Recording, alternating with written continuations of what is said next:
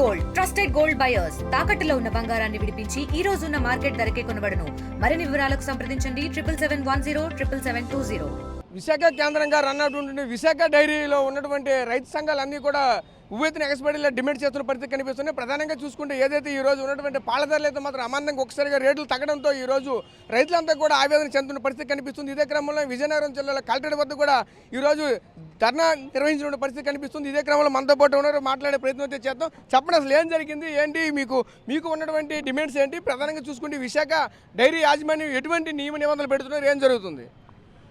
Visakha dairy గత 2-3 మాసాల కిందట ఆవు పాలకి 3 రూపాయల నుంచి 4 రూపాయలు తగ్గించింది.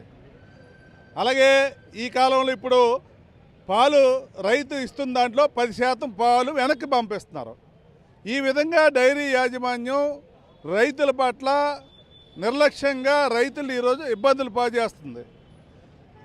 ఏదైతే విశాఖ డైరీ సహకార రంగం నుంచి కంపెనీల చట్టంలోకి మారిపోయి ఈరోజు రైతుల నుంచి వచ్చిన లాభాలని ట్రస్ట్ పేరుతో మళ్లించి దాని ఆస్తులు ఈరోజు కాజేస్తున్నారు సొంత అవసరాలకి. అలాగే బోర్డు మొత్తం వాళ్ళు కొనుగోలులో కానీ మొత్తం అవినీతికి పడి ఈరోజు నష్టాలు చూపిస్తున్నారు. దీనిపైన గత ఈ 7 జిల్లాల పరిధిలో 3,80,000 మంది 9 లక్షల లీటర్లు సప్లై చేస్తూ అభివృద్ధి చెందిన విశాఖ డైరీని ఈరోజు అడారి ఆనంద్ దీన్ని కొల్లగొడుతున్నాడు. దీని మీద ఇప్పటికే విశాఖ డైరీ వద్ద 2 పర్యాయాలు ఆందోళన చేస్తే సరిచేస్తామని చెప్పారు. కానీ మరింత రైతుల్ని హింసించే విధంగా ఈరోజు పాలకులో కోత పెడుతున్నారు.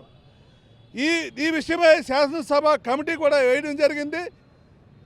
ఇప్పుడు ఈరోజు డైరీ పాలక వర్గం ఏదైతే మార్కెట్ని సక్రమంగా రైతుల పాలు మార్కెట్ చేసి రైతులకు లాభాలు వచ్చే విధంగా చేయవలసిన పాలక వర్గం మొత్తం అవినీతిమయమై ఈరోజు రైతుల్ని నష్టాలు చూపిస్తూ కొల్లగొడుతుంది. అందుకోసం విశాఖ డైరీని వెంటనే కంపెనీల చట్టం నుంచి సహకార రంగంలోకి ప్రభుత్వం తీసుకొచ్చే విధంగా తగు చర్యలు తీసుకోవాలా. అలాగే విశాఖ డైరీ ఆస్తులు ఏదైతే అవినీతి జరిగిందో వాళ్ళని వెంటనే దాన్ని పరిశీలన చేసి తగు చర్యలు తీసుకోవాలని డిమాండ్ చేస్తాం. ఈరోజు ఈ ధర్నా సందర్భంగా ప్రభుత్వానికి విషయాలు తెలియజేస్తాం.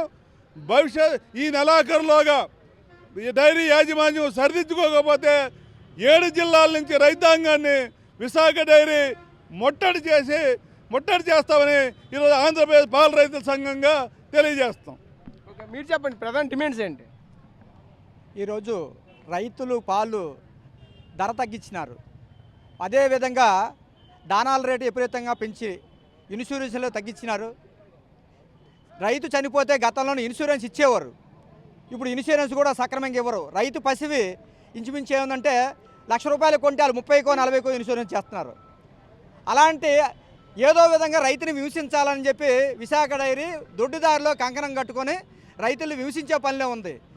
ఇప్పుడు రైతులు తాలూకా ఆస్తులు కాపాడాలన్నా, రైతుల కష్టాలు బయటపడాలన్నా ఇప్పుడున్న గవర్నమెంటు వెంటనే రైతుల పక్కన నిలబడి రైతులకు సపోర్టుగా నిలబడి న్యాయమాన్యాన్ని విచారణ ఇప్పటికే జరిపింది. ఇంకా మరికొంతమంది నిపుణులతో కలిపి విచారణ జరుపుతామంది. వెంటనే జరిపి ఈ రైతులకు న్యాయం జరిగేలా చూడాలి.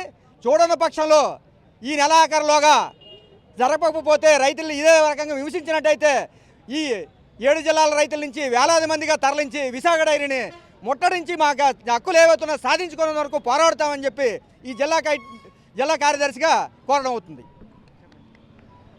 ఈరోజు రైతాంగం వ్యవసాయ రంగం నుంచి పూర్తిగా వైదొలిగిపోయినట్టే.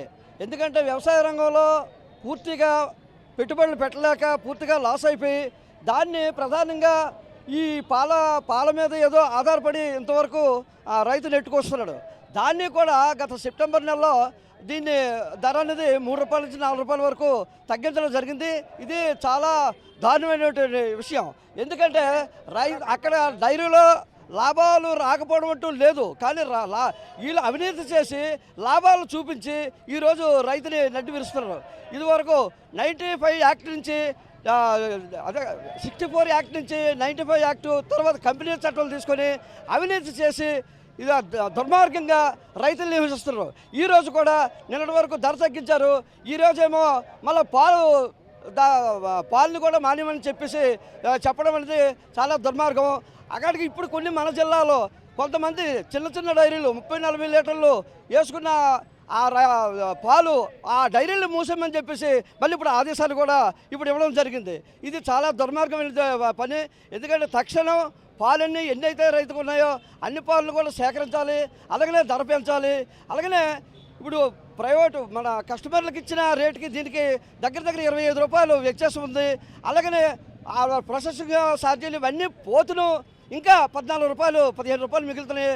5 రూపాయలు వాళ్ళు దీనికి తీసుకున్న ఇంకా 10 రూపాయలు రైతుకి ఇవ్వడానికి అయితే అవకాశం ఉంది. కానీ దుర్మార్గంగా ఆయన ఏం చేస్తున్నాడంటే ఆడారు ఆనందం ఈరోజు ఈ ఆస్తులు కాపాడుకోవడానికి, ఆస్తులు దోసేసి ఆస్తులు కాపాడుకోవడానికి ఇవాళేమో అక్కడ అధికారులను వినియోగించుకొని వాళ్ళేమో వైఎస్ఆర్సీపీలోకి వెళ్ళారు, ఇవాళేమో బీజేపీలోకి వెళ్ళారు. మరి ఆ చేర్చుకున్న వాళ్ళు అవినీతి పనుల్లో చేర్చుకుంటున్నారా? అవినీతి పనులతోనే రాజ్యం వెళ్తున్నారా? అది రైతాంగాన్ని మొత్తం ఏకంగా నాశనం చేద్దామని ఉద్దేశంతో నరేంద్ర మోడీకి అందరికీ ఉన్నట్టుంది. ఇదే కానీ కొనసాగినట్లయితే ఖచ్చితంగా రానున్న రోజుల్లో విశాఖ డైరీని ముట్టడిస్తామని చెప్పేసి ఈ సమావేశంలో మేము హెచ్చరిస్తూ సెలవు తీసుకుంటున్నాను. చూసాం కదా, ప్రధానంగా ఒకటే డిమాండ్ చేస్తున్న పరిస్థితి కనిపిస్తుంది. ఏదైతే ఇప్పుడు ఉన్నటువంటి కూటమి ప్రభుత్వం ఏర్పాటు అయిన తర్వాత కూడా ఈరోజు ఎటువంటి పాల రైతులకైతే మాత్రం ఎటువంటి బెనిఫిట్ అయితే లేదని ఆవేదన చెందుతున్న పరిస్థితి కనిపిస్తుంది. గతంలో చూసుకుంటే వైసీపీ ప్రభుత్వంలో ఉన్నటువంటి ఆడారి ఆనంద్ అయితే మాత్రం ఈరోజు చూసుకుంటే మళ్ళీ ఈ బీజేపీలో చేరడం పట్ల అయితే మరొకవైపు ఆ పార్టీలు కూడా మరొకవైపు కుమ్ముకాస్తున్నాయని కూడా మరొకవైపు చెప్పుకోసిన పరిస్థితి కనిపిస్తుంది.